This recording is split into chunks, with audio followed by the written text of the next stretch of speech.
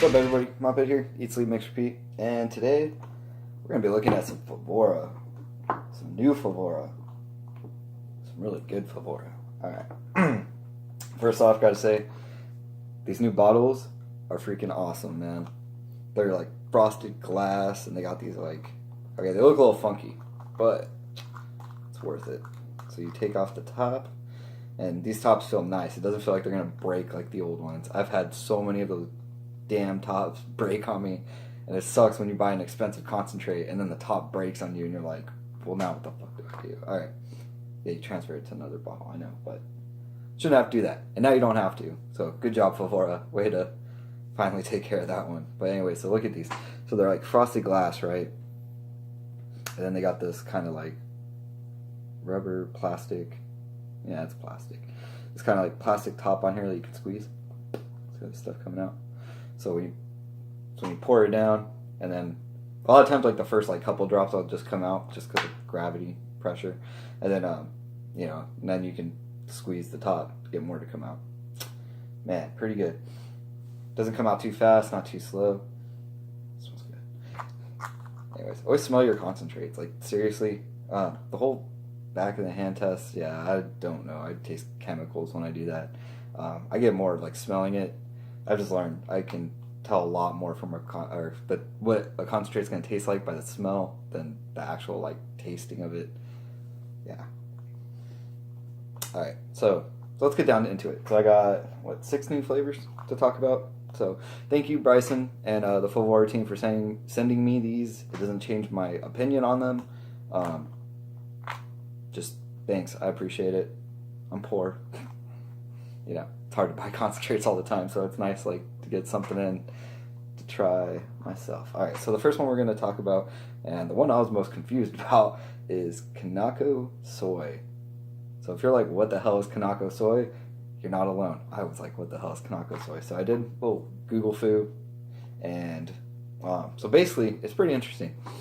So in Japan, back in the day, sugar's not exactly a native plant to sugar cane's not a native plant to Japan, so they had to find something to sweeten up their desserts and stuff. So what they did is they took soy and they crushed it up, they roasted it and crushed it up into a powder, and they use it. It's pretty sweet, not quite as sweet as like sugar and things, but it still has a sweetness to it. So that's kind of what they used for sugar back in the day. Well, they still do. And it's kind of nice, and that's why like a lot of Japanese desserts and stuff aren't quite as sweet. It's like a European style dessert, stuff that we might be used to. Well, depending on where you live, I guess. But yeah.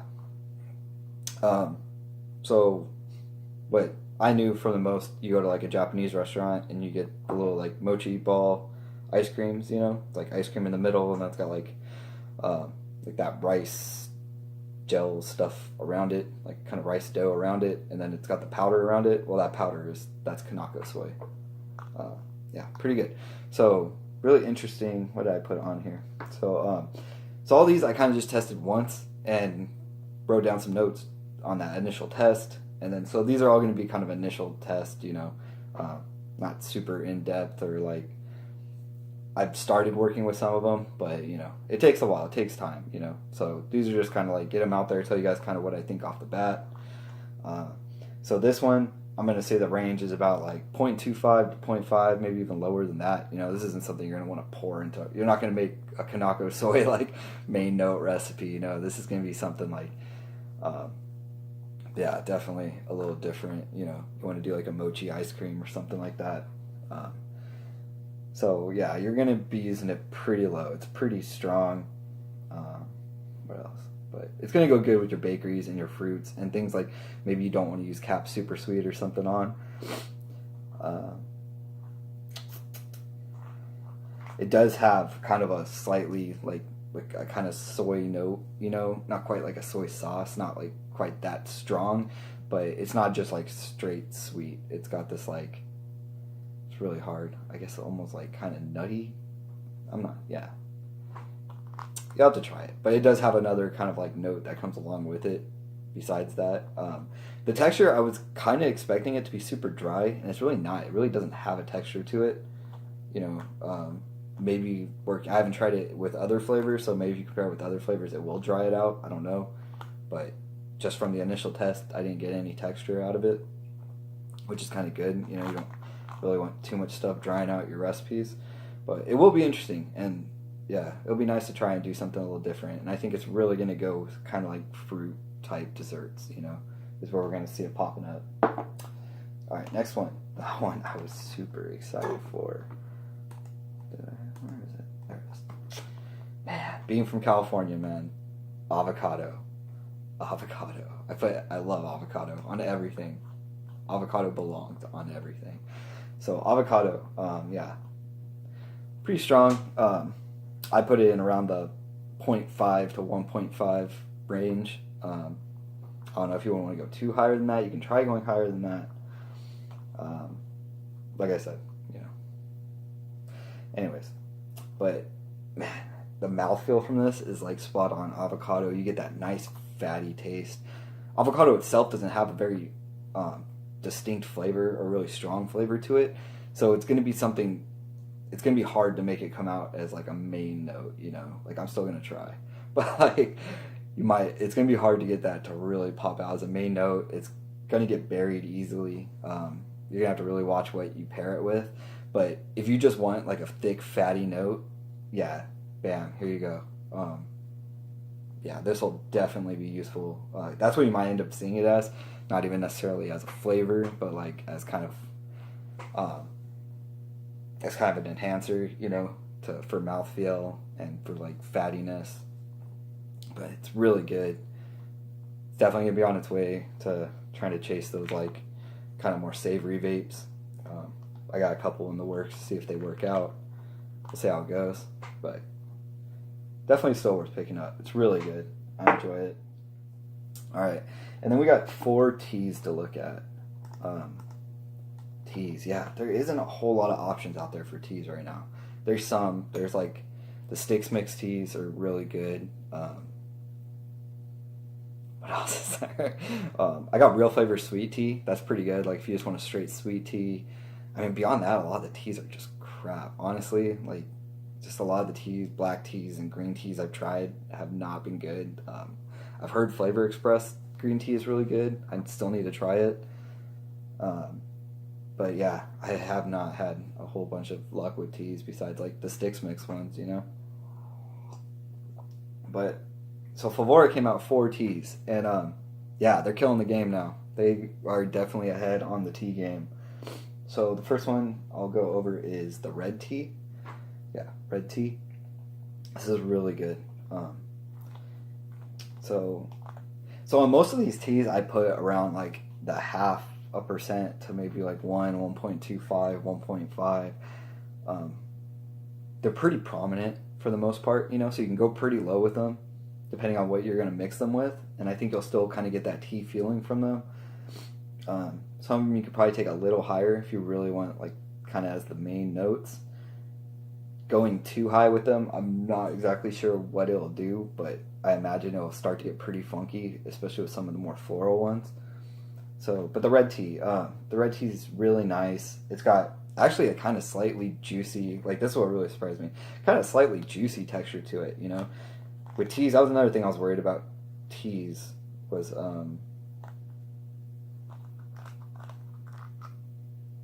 that the teas were gonna, you know, be really dry and stuff. But no, actually, I really found they either have no texture or they have kind of a slightly juicy texture. So the red tea, I kind of get just a nice tea with kind of like strawberry and cherry notes and, you know, things like that. Some kind of red fruit type notes. Yeah. You know, not overly floral, more like a sweet tea, kind of that like style, like American tea, I guess. But with nice like kind of red fruity notes in it. Yeah, really good. I think it's probably going to be one of the more useful and versatile ones. One you can just throw fruits and stuff at, and it will come out good. It won't come out weird or anything. So, actually, out of all of them, this is probably going to be the easiest one to work with. So if you just want something like kind of simple to play around with as a tea, this is probably a good one to go.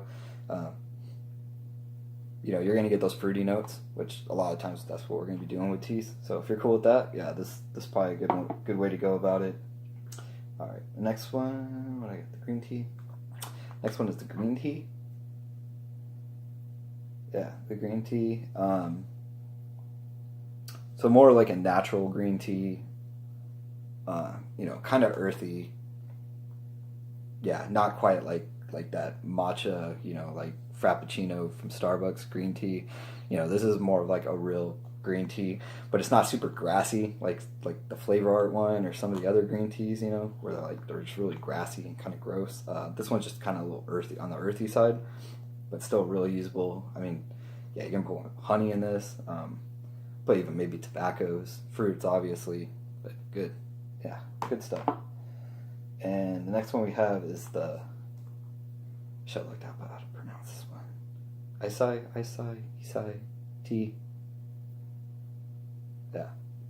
This one was kind of interesting because I looked this one up, so I was like, what the fuck is Isai tea? Isai was a Buddhist monk who actually brought tea to Japan. Yeah, he was kind of like the dude who brought tea out to Japan, and so they named a tea after him. Yeah, that's pretty much it. Anyways, so this one's very floral. Yeah, this one is definitely kind of. This one has like probably the least kind of tea feeling to it. It's almost like, it reminds me kind of like Zen Garden from Flavorah, where it's just kind of like a floral mix. It's still got some kind of tea to it. This is probably a good one to mix like really low with another tea if you want to bring out more floral notes in it. But it's good. It's a good balance of florals. I'm not very good at like picking out florals, but I put like jasmine was kind of something I kind of got out of it. But yeah, I'm not like the floral master, so yeah, I put kind of like a floral white tea was kind of where I was going with it. I think traditionally it's more like a green tea, a floral green tea, which is probably what it is, and I just don't know what the hell I'm talking about. But yeah, so this is going to be a more like floral tea. And the last one we have is black tea. Yeah, black tea. This one is also really good. Slightly juicy again.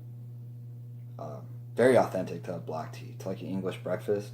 So yeah, so this is going to be more your European style. Oh shit, it's 4 o'clock, time for tea. That's what time they have tea, right? I have a lot of English family too. They would hate if they watch this video and I'm wrong, but I believe it's 4 o'clock. Somebody can blast me in the comments if I'm wrong. My UK friends out there. But yeah, this is definitely going to be more your English style morning or English breakfast style tea. It's very authentic to it, slightly juicy. Yeah, hit it with some fruits. I think peach. This is going to be like a really good one if you want to go for like a peach tea. Maybe some honey in there. Creams. It's pretty common within kind of England and stuff. Like my family, they'll always put cream in their tea. So this is definitely where you're going to want to go with that one more. So this is also one that's really versatile and I think very useful and going to be pretty easy to work with. So that's what I got for you guys today. I really enjoy these flavors. I think you really can't go wrong with any of them. They're all pretty good. Take it with, what you think you'll be into, or if there's a thing you're going for. But yeah, I think finally have some pretty good tea concentrates to use though. I think there's gonna be a lot of teas coming out this summer, and I'm definitely gonna be putting out a few of them. So I'm pretty excited to work with them. So until next time, talk to you all later. Be good to each other. Eat, sleep, make sure, all that good stuff. Talk to you later.